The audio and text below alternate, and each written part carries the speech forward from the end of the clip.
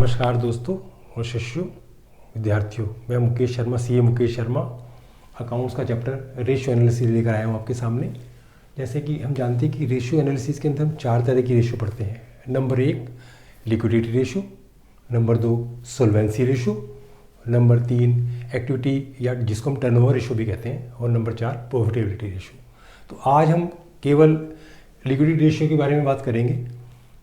Liquidity ratio का मतलब होता है, सबसे पहले तो लिक्विडिटी क्या होती है। लिक्विडिटी का मतलब कंपनी की लिक्विड पोजीशन क्या है, कंपनी के पास कितना कैश या कैश जैसी एसेट्स अवेलेबल हैं कि वो अपनी करंट लायबिलिटीज़ की ड्यू होने पर पेमेंट आराम से कर सके। यानी कंपनी के पास कम से कम कैश रिसोर्सेज इतनी होनी चाहिए कि वह आराम से अपनी करंट लायबिलिटीज़ की जबकि वो ड्यू तभी आराम से पेमेंट कर सके। ठीक है, तो लिक्विडिटी रेशियो के अंदर हम 2 रेशियो को पढ़ते हैं।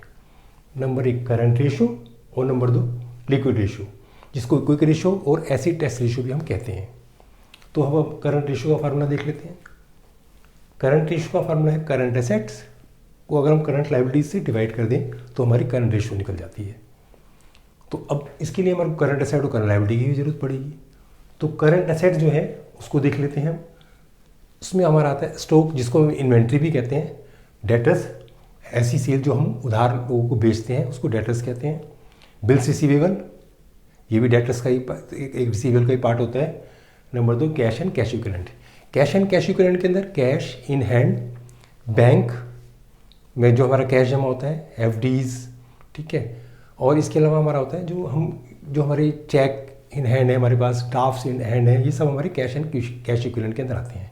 ठीक है, इसके बाद हमारा प्रीपेड एक्सपेंसेस, जैसे हमने किसी को सैलरी एडवांस में दे दी, एडवांस टैक्स पे कर दिया, या इंश्योरेंस हम जनरली प्रीपेड ही करते हैं। पूरे साल का इंश्योरेंस चला जाता है तो वो प्रीपेड ही होता है।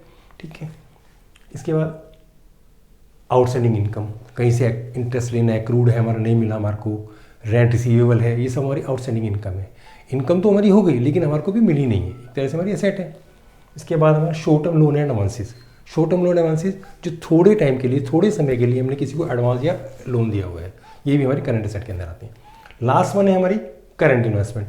देखो, इन्वेस्टमेंट भी 2 तरह की होती है। आपको पता है बैलेंस शीट के अंदर एक इन्वेस्टमेंट नॉन ट्रेडिंग इन्वेस्टमेंट के अंदर आती है। नॉन ट्रेडिंग इन्वेस्टमेंट उसको हम बेच नहीं सकते, वो हमारी लंबे टाइम की इन्वेस्टमेंट होती है।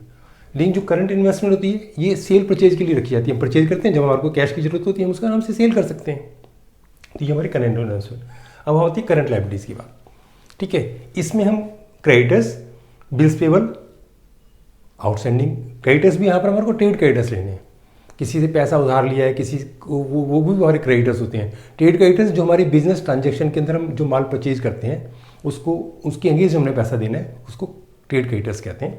Bills payable, outstanding expenses, year and के अंदर हमारे को सैलरी देनी है किसी को, रेंट आउटस्टैंडिंग है। ठीक है, इसी तरह बहुत सारे एक्सपेंसेस हैं जो हम डेली रूटीन में बिजनेस के अंदर करते हैं लेकिन हमारा वो आउटस्टैंडिंग रह जाता है, हम उसकी पेमेंट नहीं करते हैं। तो ये भी हमारी करंट लायबिलिटीज के अंदर आती है।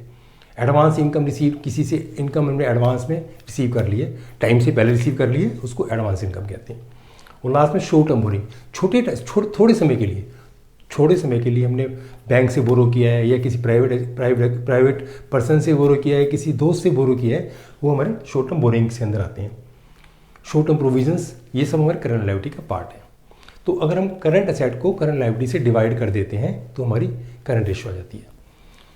तो कुछ हमारी स्पेशल चीज़ें हैं जो हमें इसके बारे में और भी पता होनी चाहिए। जैसे कि स्टॉक्स में हम जो हमारी इन्वेंट्री है, करंट एसेट का पार्ट है, उसके अंदर हम लूज टूल्स एंड स्पेयर्स, वैसे जो हम बैलेंस शीट बनाते हैं ना, बैलेंस शीट के अंदर हमारा स्टॉक के अंदर लूज टूल्स एंड स्पेयर्स भी इंक्लूड होते हैं। लेकिन जब हम करंट रेशियो निकालेंगे तो लूज टूल्स और स्पेयर्स को हमारे को नहीं एक्सक्लूड करना है, यानी कि उसे इन्वेंट्री का पार्ट नहीं मानना है। ऐसा क्यों? लूज टूल्स एंड एसेट्स वैसे तो एक तरह की फिक्स एसेट होती हैं जो हमारी नॉन करंट एसेट के अंदर आनी चाहिए, लेकिन क्योंकि वो नंबर्स में बहुत ज़्यादा होते हैं और वो छोटे छोटे आइटम होते हैं, तो अकाउंटिंग पॉइंट ऑफ व्यू से हम उसको हम इन्वेंट्री का ही पार्ट दिखाते हैं। लेकिन जब हम करंट एसेट निकालते हैं, करंट रेशियो निकालते हैं, तो करंट एसेट निकालने के लिए हमसे छोड़ देते हैं, उसको हम एक्सक्लूड करेंगे, यानी इन्वेंट्री का पार्ट नहीं मानेंगे उसे। दूसरा है हमारा, अगर करंट एसेट के अंदर हम एक पार्ट हो लेते हैं डेटर्स एंड बिल्स रिसीवेबल।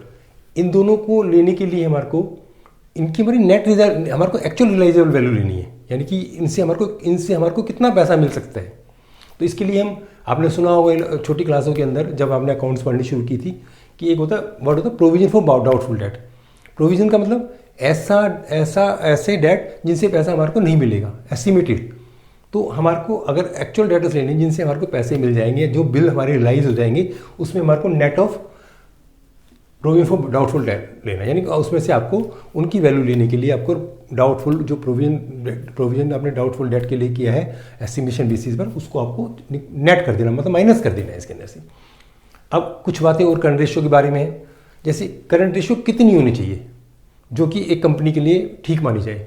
देखो वैसे तो business to business, industry to industry, person to person current ratio differ करती है। किसी इंडस्ट्री के लिए करंट रेशियो कुछ अच्छी होती है, किसी दूसरी इंडस्ट्री के लिए दूसरी अच्छी होती है, ठीक है। लेकिन एक आइडियल करंट रेशियो जो हम मानते हैं उसको हम कहते हैं 2:1, यानी कि जो करंट एसेट है वो करंट लायबिलिटी का ट्वाइस डबल होना चाहिए। इसका मतलब है कि हमारी जो करंट एसेट मान लो 2 लाख रुपए हैं तो करंट लायबिलिटी 1 लाख रुपये होनी चाहिए, क्योंकि इसका मतलब करंट ये एक अच्छी आइडियल पोजीशन है। करंट लायबिलिटी की पेमेंट करने के बाद भी कंपनी के पास रिसोर्सेज, कैश रिसोर्सेज अवेलेबल हैं, जो कि इसको डे टू डे बिजनेस के लिए, जिसको हम वर्किंग कैपिटल भी कहते हैं, उसके लिए भी हमारे को जरूरत पड़ती है। अगर हम सारे कैश को हम करंट लायबिलिटी के पेमेंट करने के लिए यूज़ कर लेंगे तो हमारा डेली रूटीन का बिजनेस कैसे चलेगा। तो जो 2:1 है ये एक आइडियल करंट रेशियो मानी जाती है। अगर अब कई बार क्वेश्चन अराइज होता है कि अगर करंट रेशियो 1 से कम हो, यानी कि 1 से कम हो, तो क्या होगा। ये कंपनी के लिए बहुत ज़बरदस्त मुश्किल फाइनेंशियल डिफिकल्टी वाली पोजीशन होती है कि कंपनी के पास इतने कैश रिसोर्सेज भी नहीं है, इतनी कैश एसेट्स भी नहीं है कि वो अपनी करंट लायबिलिटीज़ की आराम से पेमेंट कर सके, मतलब अपनी करंट लायबिलिटीज़ के बराबर भी उसके पास पैसे नहीं है, तो उसको बड़ी फाइनेंशियल डिफिकल्टीज पैदा होती हैं, ठीक है। तो करंट रेशो 1 से 1 नहीं होनी, 1 से कम नहीं होनी चाहिए। अगर करंट रेशो 1 से ज़्यादा है तो ये जितनी करंट रेशो जितनी ज़्यादा होती है उतनी ही कंपनी की फाइनेंशियल हेल्थ के लिए वो अच्छी पोजीशन है, और कंपनी अपनी आराम से करंट लायबिलिटीज़ की जब भी वो ड्यू हो आराम से पेमेंट कर सकती है, ठीक है।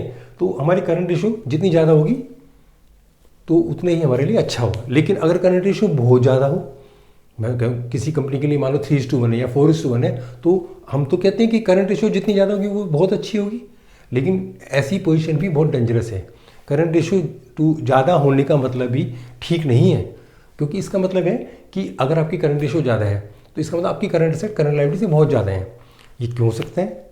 आपकी इन्वेंट्री पॉलिसी, यानी कि आपकी जो आपकी सेल करने की पॉलिसी है, वो रिवेन्यू पॉलिसी है, वो ठीक नहीं है। आपने स्टॉक को टाइम से सेल नहीं कर पा रहे हैं, सही रेट पर सेल नहीं कर पा रहे हैं, जिससे क्या है कि आपका स्टॉक आइडियल पड़ा हुआ है। आपने माल बना तो लिया, आपने मैन्युफैक्चरिंग तो कर ली, लेकिन आप उसे आराम से मार्केट में सेल नहीं कर पा रहे हैं, जिससे आपका वो स्टॉक आइडियल पड़ा हो सकता है कुछ टाइम बाद मार्केट में नई चीज़ आए और आपका स्टॉक बिल्कुल वैल्यूलेस हो जाए, तो इससे तो कंपनी को बहुत ज़्यादा नुकसान होगा। इसके बाद है हमारा डेटर्स। आपकी क्रेडिट कलेक्शन पॉलिसी जो है, डेटर से पैसा कलेक्ट करने की जो पॉलिसी है वो सही तरह से नहीं है, आपने सही तरह से पॉलिसी नहीं बनाई, आप डेटर से टाइम पर पैसे कलेक्ट नहीं कर पा रहे हैं बच्चों, ठीक है। तो ये पोजीशन भी कंपनी के लिए अच्छी नहीं है। तो इसका मतलब है कि कंपनी की जो पॉलिसीज़ हैं उसके ऊपर उसका करंट रेशो पर बहुत फर्क पड़ता है। कंपनी को पॉलिसी इस तरह से बनानी चाहिए कि टाइम पर हमारा स्टॉक रिलाइज हो जाए और टाइम पर हमारे डेटा से पैसा कलेक्ट हो जाए। तो ना तो करंट रेशो बहुत ज़्यादा अच्छी है, ना करंट रेशो बहुत कम अच्छी है। कम होने के अपने नुकसान है और ज़्यादा होने के अपने नुकसान है। तो ये जो हमारी पोजीशन है आइडियल करंट रेशो की, ये बेस्ट है। लेकिन ये हो सकता है किसी इंडस्ट्री या पर्टिकुलर इंडस्ट्री या पर्टिकुलर बिजनेस के बारे में ये कम ज़्यादा हो सकती है। आइडियल तो हम किसी चीज़ के बारे में फिक्स नहीं कर सकते, लेकिन जनरली हमने जो देखा है, असेस किया है चीज़ों को, कंपनी के केस में असेस किया है, उनको देखने के बाद हमने एक आइडियल रेशो 2:1 फिक्स कर दी है।